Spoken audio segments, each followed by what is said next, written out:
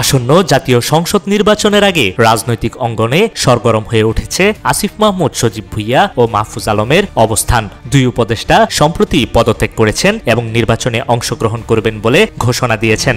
তবে তারা কোন দলের জোট বা প্রার্থী তালিকায় থাকবেন তা এখনও স্পষ্ট নয়। 10 ডিসেম্বর আসিফ ও মাহফুজ পদত্যাগ করেছেন উপদেষ্টা পদ থেকে।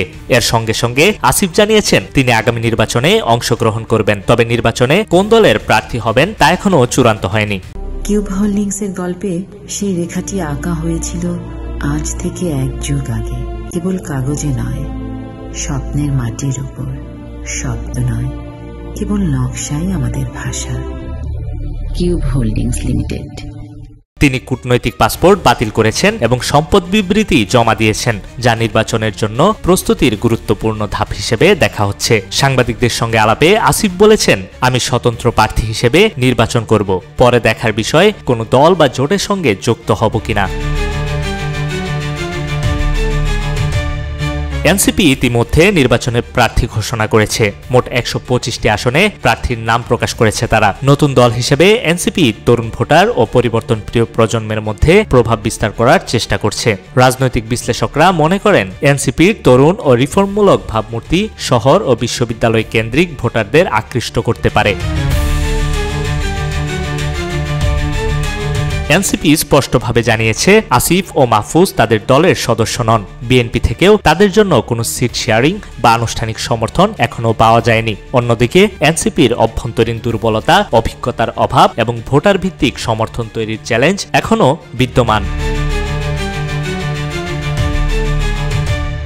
বর্তমান রাজনৈতিক প্রেক্ষাপটের আলোকে দেখা যাচ্ছে আসিফ এবং মাহফুজ সম্ভবত স্বতন্ত্র প্রার্থী হিসেবে নির্বাচনে অংশগ্রহণ করবেন। এর কয়েকটি কারণ: দলীয় আবদ্ধতা বা আনুষ্ঠানিক সমর্থনের অভাব, নির্বাচনের আগে সময় কম থাকায় জোট বা দলের সঙ্গে সমঝোতার সুযোগ সীমিত, স্বতন্ত্র প্রার্থী হিসেবে থাকার মাধ্যমে নিজের অবস্থান ও ইমেজ বজায় রাখা, ভবিষ্যতে যদি সুযোগ আসে দলবদ্ধ রাজনীতির দিকে ঝুঁকানো সম্ভব।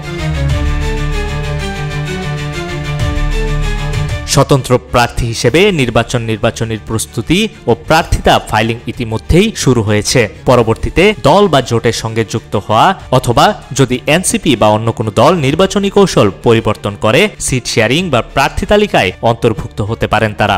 যদি পুরনো দল বা জোটের সঙ্গে যুক্ত না হন, নতুন রাজনৈতিক সংগঠন বা প্ল্যাটফর্ম তৈরি করে নিজস্ব ভিশন অনুসরণ করাও সম্ভব তাদের পক্ষে। তবে এখন পর্যন্ত আসিফ এবং মাহফুজ বড় কোনো রাজনৈতিক দলের সঙ্গে আনুষ্ঠানিকভাবে যুক্ত হননি।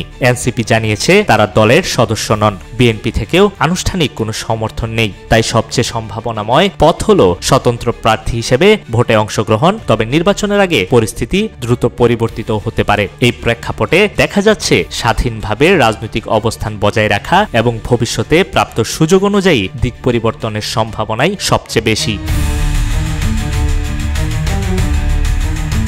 নিউজ ডেস্ক, রূপালী বাংলাদেশ।